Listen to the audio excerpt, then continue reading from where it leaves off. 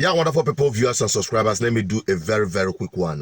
I came across a video where Sowere visited a school, whether it's secondary school, I think so, and was showing a kind of mentorship. I will look at that. That is what he had displayed there, but I saw something else.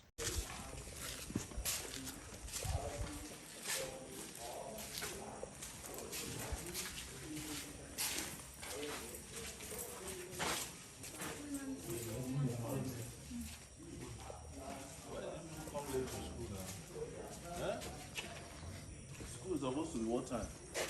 What time is resumption? Tell me.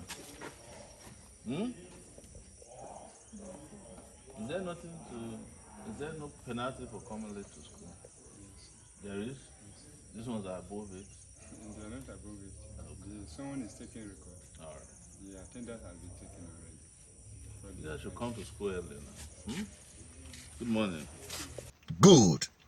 He was portraying a video of mentoring and trying to bring in a kind of instilling discipline in terms of punctuality to students coming to school on time. But I was seeing nothing more than an animal farm.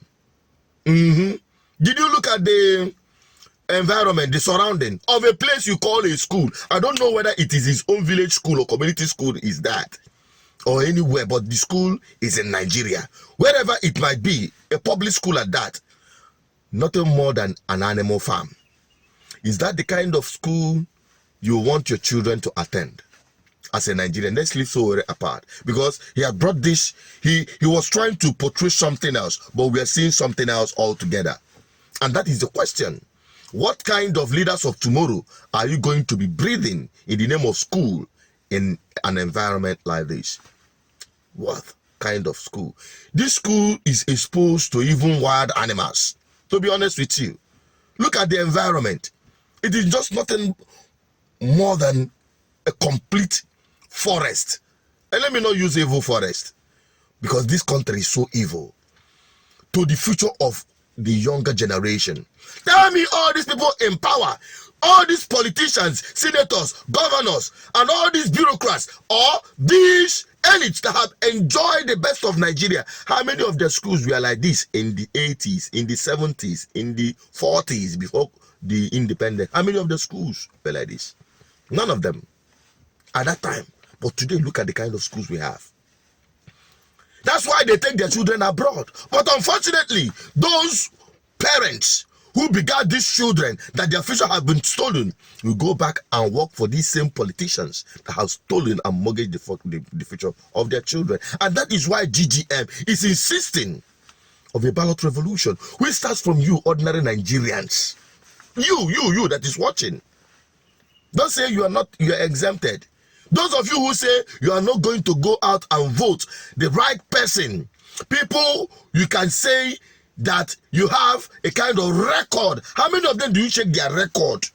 Go back and check their record. Not that somebody just come out somewhere and start throwing money up and down. People will start clapping for them, just like what is happening in Imo State today.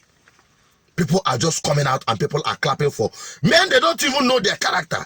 You don't ask questions. You just go out because they gave you money. This is why you have to join me tonight as we unravel the politics of Imo State and save Imolites of impending doom. APGA APGA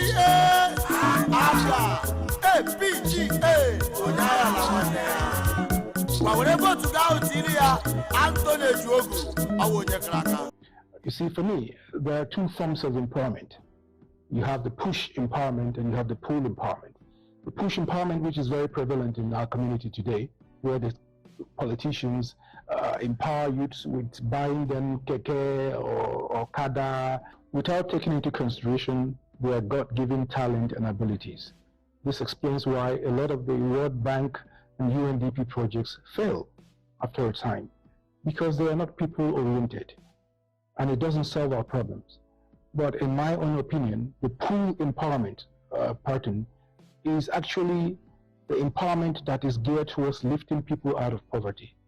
That is, you're taking into consideration God-given talent and abilities of these individuals. Join me today as I bring in the Apuga gubernatorial candidate on political review on what he has to offer to Ndimo State. Because this is no business as usual.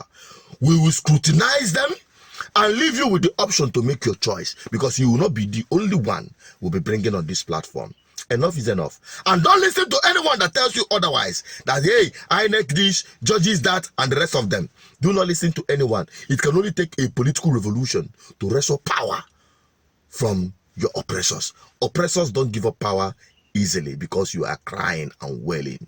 You must engage them. And the only power we have to engage them is the ballot papers and your voter's card. Don't allow anyone to tell you otherwise, because it is still the same politician that is selling that narrative to you through their cronies, so that you don't come out and vote, or eventually they will manipulate the very few they have under their control and go back to power. You continue wailing. So that is one of the things we must avoid. What you saw Sowere display is not just peculiar to where he is, it's across Nigeria with no exception. So Ndimo, it is up to you. Your time is ticking. Join me tonight. Ask anything you want to ask, because I'll be taking him on a live series. Bye-bye for now. Join me this evening. 7 p.m. is the time on Political Review.